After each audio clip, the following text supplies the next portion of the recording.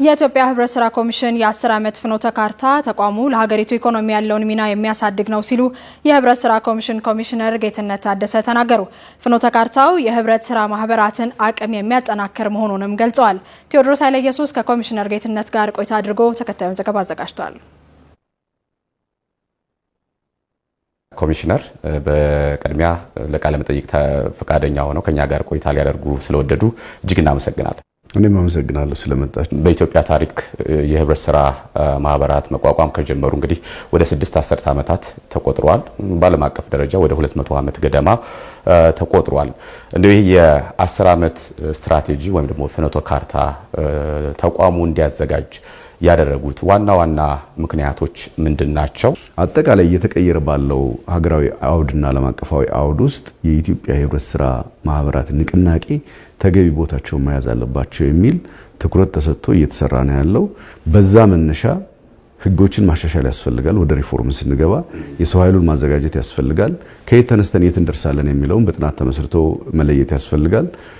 ይሄንን በማድረግ ሂደት ውስጥ እንግዲህ አንዱ የተወለደው ይሄ የህብረት ስራ ስትራቴጂ ነው ማለት ነው። ይሄ ስትራቴጂ በሪፎርም የለየናቸውን ችግሮች እንዴት እንፈታለን የሚለውን ካስቀመጥን በኋላ መዳረሻችንን የለየንበት ነው ማለት። ቤንችማርክ አለን፣ ዓለም አቀፍ ሁኔታ አለን፣ ሀገር አቀፍ ሁኔታ አለን፣ መነሻዎች አሉት።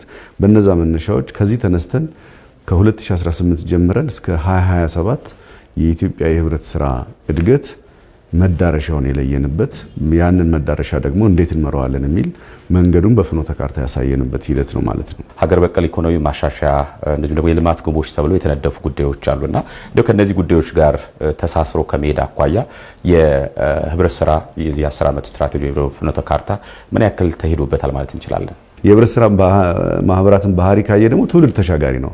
አንድ ጊዜ መስረተ የምታፈርሰው ሳይሆን በትውልድ ቅብብል እየተሻገረ የሚሄድ ማህበረሰባዊ የሆነ ሴት ያለው ተቀባይነት ያለው እምነት የሚጣልበት ጥራት ያለው ምርት ማቅረብ የሚችል በተመጣጣኝ ዋጋ ማቅረብ የሚችል የምርት ሂደቱ ወይም ደግሞ ትስስሩ ቼይኑን ካየው ከየት ተነስቶ የት ይደርሳል የሚለው በትክክል የሚታወቅበት አይነት ስለሆነ እነኚህ ቫልዩዎች አድ አድርጎ አሁን ላይ የህብረት ስራ ማህበራት በአዲሱ በተቀየረው እሳቤ በዓለም አቀፍም ደረጃ በአገር አቀፍም ደረጃ በቢዝነስ እይታ የሚመራ ነው። የ10 ዓመት ስትራቴጂ ወይም ደግሞ ፍኖተ ካርታ ተተግብሮ ሲያበቃ ኢትዮጵያ ውስጥ ያሉ የህብረት ስራ ማህበራት ምን አይነት ተጨባጭ ለውጦች ሊያመጡ ይችላሉ? ከዛ ውጭ ደግሞ ህብረተሰቡስ ከኢኮኖሚ አኳያ ምን አይነት መሻሻል ሊያመጣ ይችላል?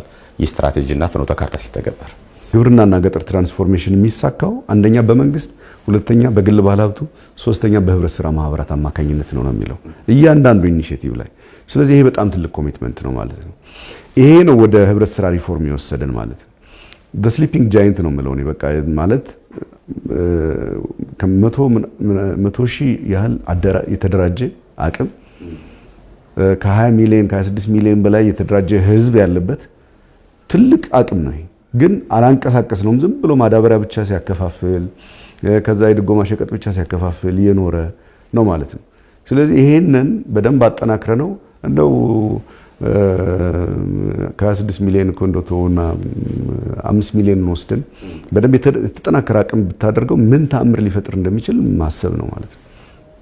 ስለዚህ የመንግስት ቁርጠኝነት ነው አንዱ እቅዱን ለማሳካት ወሳኙ ነገር። መንግስት በዚህ ረገድ ተቋሙንም ዘርፉንም ሪፎርም አድርጋለሁ ብሎ አቅጣጫ ተቀምጦልን እየሰራና ያለ ነው። የኢትዮጵያ ህብረት ስራ ኮሚሽን ኮሚሽነር አቶ ጌትነት ታደሰ በተለይም ደግሞ የ10 ዓመቱን የህብረት ስራ ኮሚሽን ስትራቴጂና ፍኖተ ካርታ አስመልክተን ላነሳነው ሀሳብ ከኛ ጋር ቆይታ ስላደረጉ ከልብ ነው የምናመሰግነው።